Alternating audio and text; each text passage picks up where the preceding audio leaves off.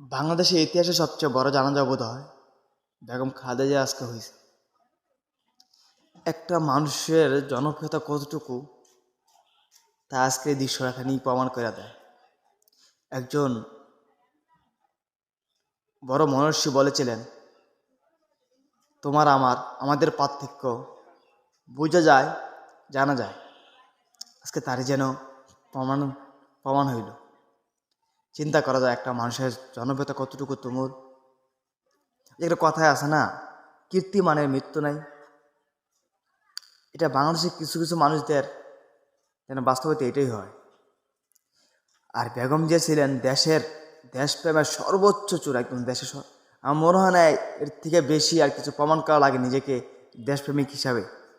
যে মানুষটায় বিদেশ যাওয়ার সুযোগও ছিল, অপরচুনিটি ছিল, সেটা না নিয়ে, অপরচুনিটি ক্রিয়েট না কইরা মানুষটা নিজেরে দেশের তরে বিলিয়ে দিল।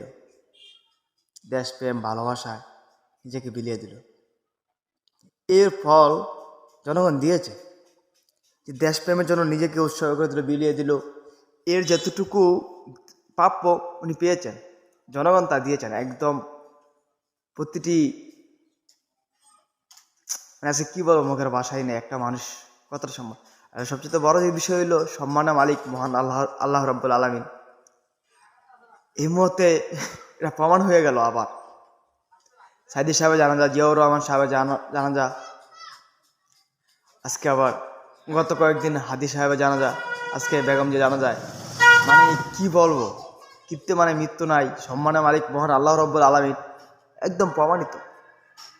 ভাবা যায় এই মানুষটাকে আওয়ামী লীগেরা, ফ্যাসিস্ট হাসিনায় কত কটাক্ষ করে কথা বলছে, কত নানান বিশ্রী ভাষায় কথা বলছে, তাকে অনেক বিশ্রী অপমান করছে।